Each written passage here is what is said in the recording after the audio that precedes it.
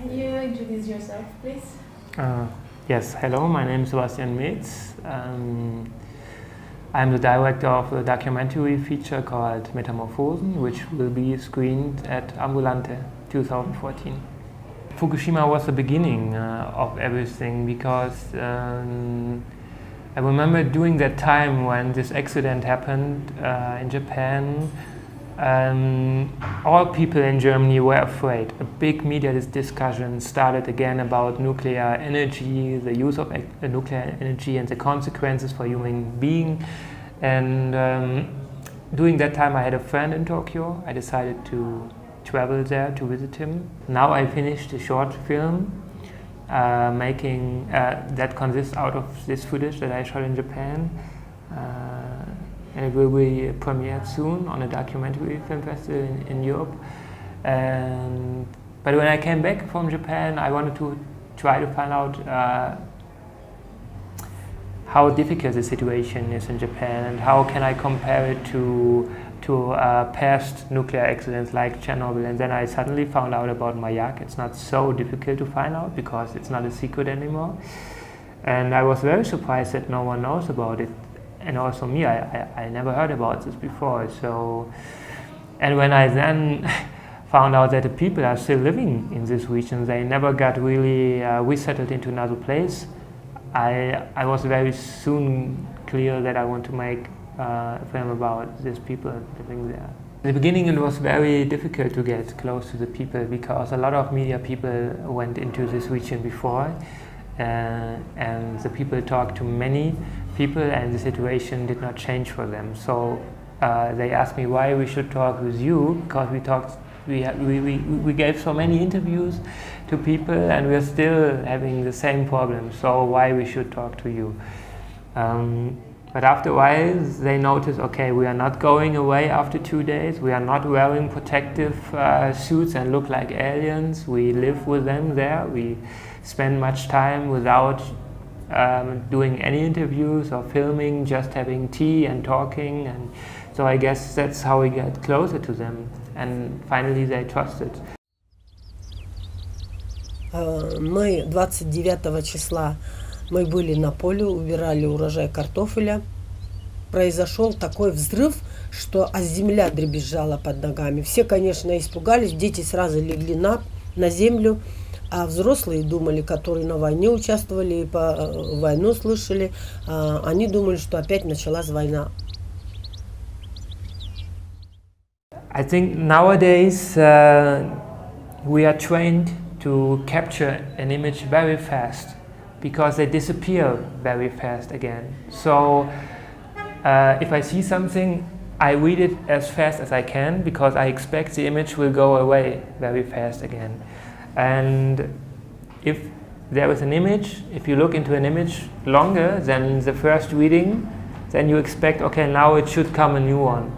But no, it does not come. So what do you do then? You start to read again, and maybe on the second reading you discover something that you did not discover in the first reading. And this is something I really like in a slow kind of cinematic language. I really much prefer and like films and directors that have this kind of slow storytelling, and not slow storytelling, but slow long shots, and like Bellatar or Carlos Regadas is one of my favorite recent filmmakers. And so I like this a lot and I feel very close to this, so that's why I use it. I never had in mind to make an investigative documentary that feels like watching a news reportage, or to show crying people in front of the camera that tell all the time how terrible the situation is. I wanted to have more an artificial approach to making this film. How can I translate something that is dangerous but you cannot see it, you cannot hear it, there's nothing how to describe it into a cinematic language. And so for me it was clear from the beginning to work with artificial elements on the visual layer but also on the audio layer. And the decision to let the people talk like narrators from the off came in the editing process because we didn't have money to have all the transcriptions, the translations in the beginning. So we just worked with the footage we had from the environment, from the people working, making daily work. And I remember the first rough cut was about 2 hours. It was just a silence movie, just without any talking.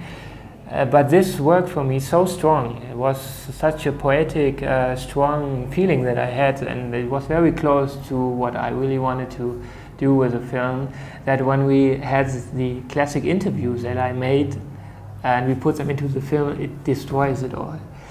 So we decided to let them talk from the off, because then it feels like it's more innovation, it's not an interview. And in general, it was more like we let them talk.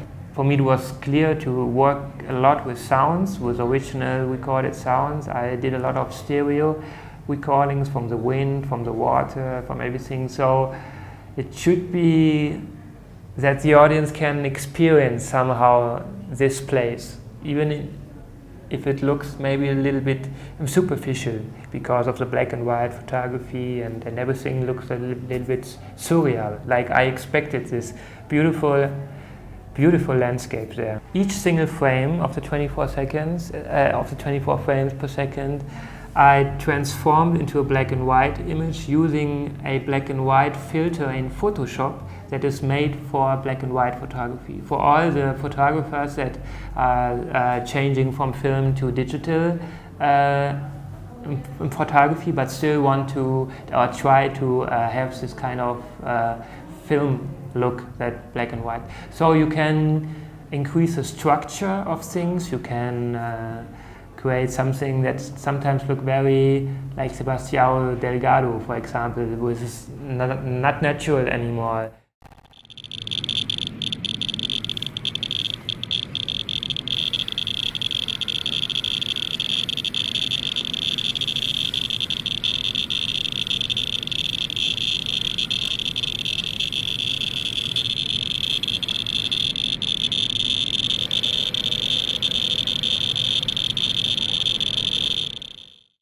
My biggest task in making films is provoking questions.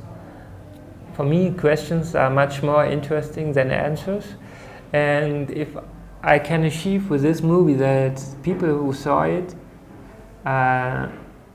became so interested into this topic or into this region that they, when they go home, they maybe Google something or they want to see more about this.